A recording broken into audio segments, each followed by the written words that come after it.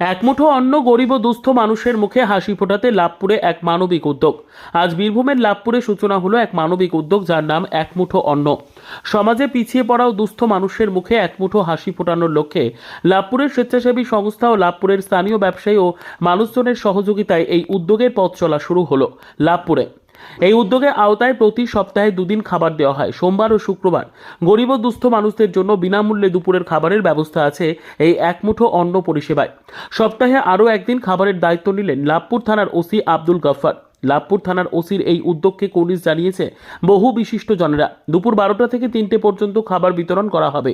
লাভপুর কর্মতীর্থের পাশে আজ আনুষ্ঠানিকভাবে এই প্রকল্পের উদ্বোধন হয়। ফিতে কেটে এই ভবনের উদ্বোধন করেন লাভপুর বিধানসভার বিধায়ক অভিজিৎ সিনহা।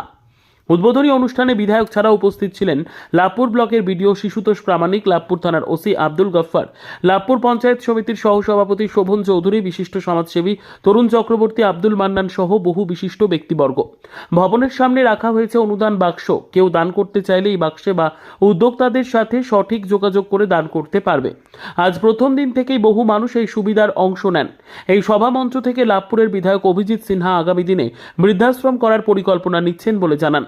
লাভপুর ব্লক প্রশাসন এলাকার বহু বিশিষ্ট সমাজসেবীদের পাশে পাওয়া গেলে আগামী দিনে লাভপুরে বৃদ্ধাশ্রম করা সম্ভব হবে বলে জানান বিধায়ক। লাভপুর থেকে কার্তিক ভান্ডারীর রিপোর্ট, তারাপীঠ টিভি। কি করতে এসেছিল এখানে? এখানে এই যে এখানে মিটিং এ যে এসেছিলাম, এই আচ্ছা, দেখ কি হলো? খাওয়া দাওয়া হলো, পাইলো, আচ্ছা, ভালো লাগলো? ভালো লাগলো। আচ্ছা, কদিন চলবে? সপ্তাহে? সপ্তাহে 3 দিন বল। সপ্তাহে 3 দিন।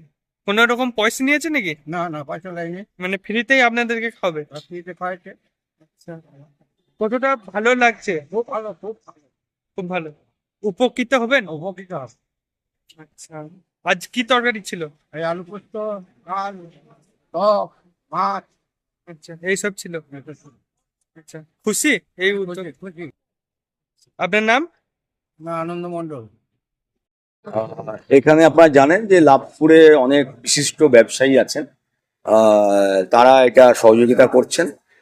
তারা ব্যক্তিগত স্তরে কেউ চাল দিচ্ছেন, কেউ ডাল দিচ্ছেন, কেউ সবজি দিচ্ছেন, এবং আপনি তাদের মধ্যে অনেকে দেখতেও পেলেন মঞ্চে। তো এবং কিছু এনজিও আছে, তারাও করছে, এবং যে সংস্থা চালাচ্ছে এরা নিজেরাও একটা এনজিও।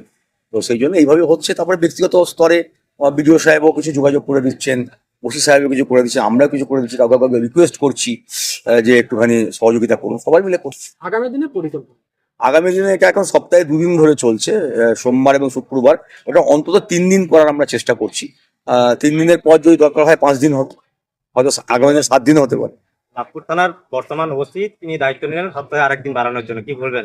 খুব ভালো ওনার প্রস্তাব এবং ওনার উদ্যোগ, এবং আমরা স্বাগত জানাচ্ছি। এইভাবেই তো সমাজের সর্বস্তরের আধিকারিক, সাধারণ মানুষ, যারা আমাদের বিভিন্ন সমাজসেবী আছেন, বিভিন্ন ব্যবসায়িক মহল আছেন, সবাই মিলে না এগোলে তো এত বড় কাজ কারোর পক্ষে করা সম্ভব না।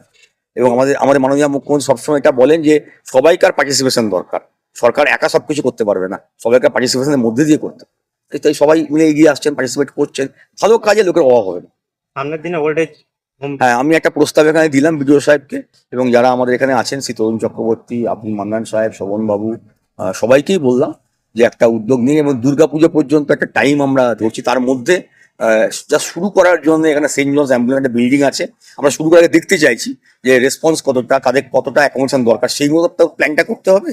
যে আমরা যে নতুন করে বানাবো কতজনের, 50 জনের না 100 জনের? তো আমরা চাইছি একবার শুরু হোক, তাহলে আমাদের কাছে রেসপন্সটা আসবে যে আমার এরকম বাবা মা আছে, বা কেউ বলবে আমি থাকতে চাই না। এটা একটু দেখি আমরা। এটাও সকলের দামের মধ্যে দিয়ে হলো, এবং এটা একটা পার্মানেন্ট স্ট্রাকচার হলো, যাতে করে এবার কাজটা ভালো করে করা যায়।